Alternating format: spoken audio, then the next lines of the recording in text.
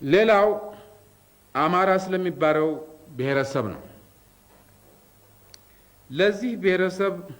ስለዚህ ብሔረሰብ ለመግለጽ የፈለኩት ምክንያት ወያኔና ሻዕቢያ ሀገርን ለመገንጠልና ለማስገንጠል የኢትዮጵያ ግንድ የሆኑትን ብሔረሰቦች ለመነጣጠልና ለማፋጀት አይነተኛ ስልት አድርገው የሚጠቀሙበት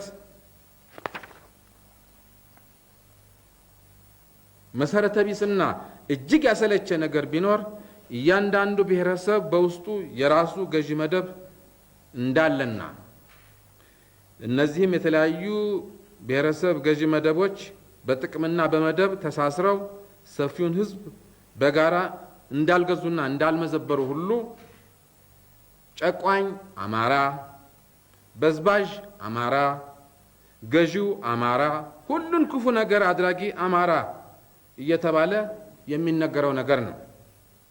ለመሆኑ አማራ ማለት ምን ማለት ነው? ይህ ስያሜና ቃላት መቼና ከየት የመጣ ወይም የተገኘ ነው? በጣም ራቅ ባለው ጥንት ጊዜ እስራኤላውያን ኢትዮጵያን ሊጎበኙ ይመጣሉ። የሀገራችንን በደንና በዱር አራዊት ያሸበረቁ የተራራና የኮረብታ ሰንሰለቶች፣ በእነኚህ መካከል ያሉትን ቁጥራቸው የበዛ ወንዞችና ሸለቆዎች፣ በአጠቃላይ የኢትዮጵያን መልክዓ ምድር ገጽታና የሕዝቡን ባህልና አኗኗር እነሱ ከሚኖሩበት ማዕከላዊ ምስራቅ መልክዓ ምድር አቀማመጥና ሕዝብ ጋር በማነጻጸር በጣም ይደነቃሉ፣ ይመሰጣሉ። እነዚህ ጎብኚዎች ከብዙ ቆይታ በኋላ ወደ ሀገራቸው ተመልሰው የአማራን ሀገር አየን ወይም በአማራ ሀገር ጉዞ የሚል ጽሑፍ አውጥተው ኢትዮጵያን ከሕዝባቸው ያስተዋውቃሉ። በዕብራይስጥ ወይም በሂብሩ ቋንቋ አማ ማለት ሕዝብ ማለት ነው። ሐራ ማለት ተራራ ማለት ነው። በዚህ መሰረት እስራኤሎቹ ሊገልጹ ወይም ሊሉ የፈለጉት በተራራ ላይ የሚኖር ሕዝብ ማለታቸው ነው። ስለሆነም አምሃራ አሉ። ይህ ቋንቋና ስያሜ ከዚህ በፊት በሀገራችን አይታወቅም። በዚህ የሚጠራ ብሔረሰብ የለም። ሀገር በቀል ቋንቋም አይደለም። በኢትዮጵያውያን ትክክለኛ ትርጉምና አነጋገር አምሃራ ማለት ደገኛ ማለት ነው።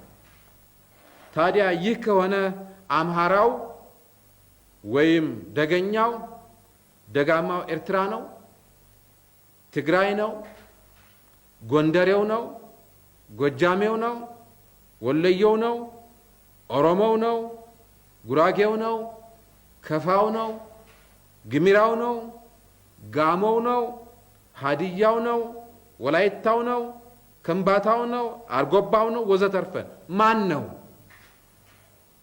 መልሱን ለታሪክና ለሕዝብ ተዋለሁ።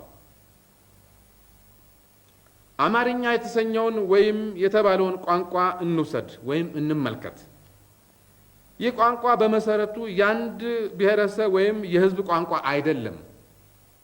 ይህ ቋንቋ ከግዕዝ፣ ከዕብራይስጥ፣ ከአረብኛና ከተቀሩት የሀገሪቱ ልዩ ልዩ ብሔረሰቦች ቋንቋ የተቀመረ ሲሆን በየጊዜው ከየብሔረሰቡ የተወለዱና ለስልጣን የታደሉ ወይም ስልጣን የያዙ ነገስታት የሚጠቀሙበት የቤተ መንግስት ቋንቋ ነው። የአንድ ብሔረሰብ ቋንቋ አይደለም።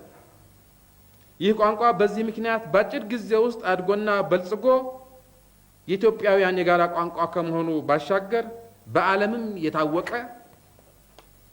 ለማስተማርና ለስነ ጽሑፍ የበቃ ብቸኛ አፍሪካዊ ቋንቋ ነው። ሐቁና ታሪኩ ይሄ ነው። ይህንን ሐቅና ታሪክ ጥቂት ምሁራንና በይበልጥ የውጭ ዓለም በሚገባ ሲያውቀው አብዛኛው ኢትዮጵያውያን አናውቀውም።